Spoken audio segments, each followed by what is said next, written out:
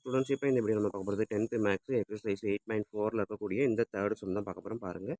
If A and B are mutually exclusive even. So mutually அப்படின்னா என்ன அர்த்தம் அப்படின்னா, இந்த ஏ இன்டர்செக்ஷன் பி அப்படின்றது, அதாவது ஏக்கும் பிக்கும் காமனாக எதுவுமே கிடையாது, எந்த சம்மந்தமுமே ஏக்கும் பிக்கும் கிடையாது அப்படின்றத மியூச்சுவலி எக்ஸ்க்ளூசிவ் ஈவெண்ட்ஸ். ஓகேங்களா?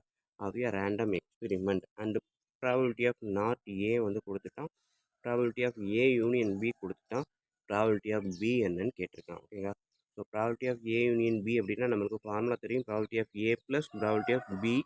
அதுக்கப்புறம் எதுவுமே வராது, ஏன்னா ரெண்டுக்கும் காமன் எதுவுமே கிடையாது. ஸோ ஏ இன்டர்செக்ஷன் பி கிடையாது அப்படின்றத வச்சு தான் இங்கே நம்ம செய்ய போகிறோம். ஸோ வாங்க வீடியோ பார்க்கலாம். வீடியோ பார்க்குறதுக்கு முன்னாடி நம்ம சேனலை இது வரைக்கும் சப்ஸ்கிரைப் பண்ணாமல் இருந்தீங்கன்னா தயவுசெய்து நம்ம சேனலை சப்ஸ்கிரைப் பண்ணிடுங்க. அப்படியே ஒரு பெல் ஐக்கான் இருக்கும், அதையும் கிளிக் பண்ணிடுங்க. நன்றி. இப்போ வாங்க நம்ம கிளாஸ்க்குள்ளே போகலாம்.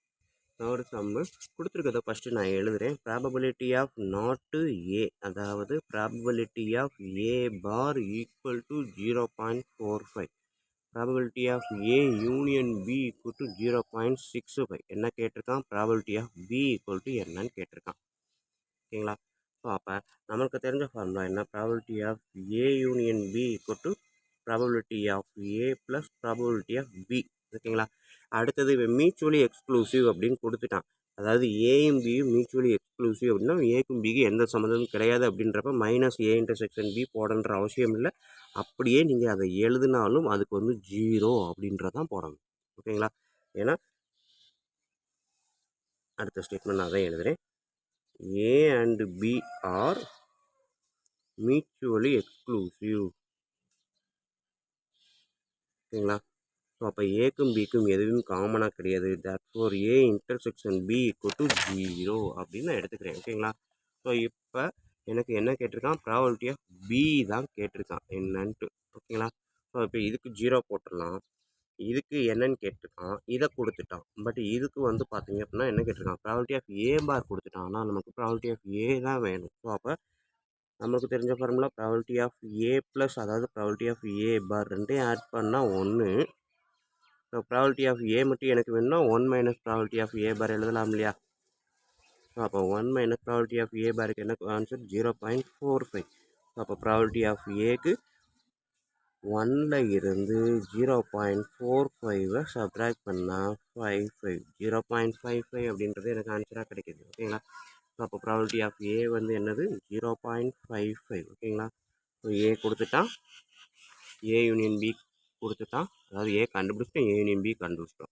ஸோ ப்ராபபிலிட்டி ஆஃப் பி கண்டுபிடிக்கலாமா? ஸோ எனக்கு இது 0ன்னு தெரிஞ்சிருச்சு, அதனால் இதை போடணுன்ற அவசியமே கிடையாது. இப்போ எனக்கு ஃபார்முலா இது மட்டும் நான் கண்டுபிடிச்சாலே போதும். ஸோ பி மட்டும்தான் எனக்கு தேவை. அப்போ இந்த ஏவை இந்த சைடு கொண்டு வந்தால் மைனஸ் ஏவாக மாறும். ஸோ அதை தான் நான் எழுத போகிறேன் ஃபார்முலாவில். Probability of B equal to probability of A union B minus probability of A. ஓகேங்களா? அந்த ஏ வந்து அங்கேருந்து இந்த சைடு வந்துச்சு. So probability of A union பிக்கு 0.65, ப்ராபபிலிட்டி ஆஃப் ஏக்கு 0.55. ஓகேங்களா? ஸோ சப்ட்ராக்ட் பண்ணலாம். 0.65லேருந்து 0.55 சப்ட்ராக்ட் பண்ணேன் அப்படின்னா 5ல் 5 போச்சுன்னா 0, 6ல் 5 போச்சுன்னா 1. ஓகேங்களா? ஸோ அப்போ எனக்கு கிடைக்கக்கூடிய ஆன்சர் 0.10 அப்படின்றது தான் probability of B.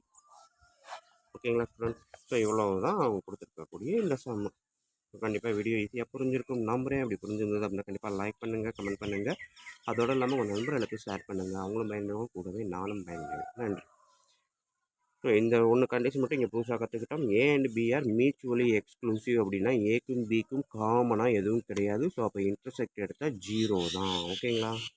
Okay, next சம்மில் நெக்ஸ்ட் வீடியோவில் மீட் பண்ணுவோம். நன்றி.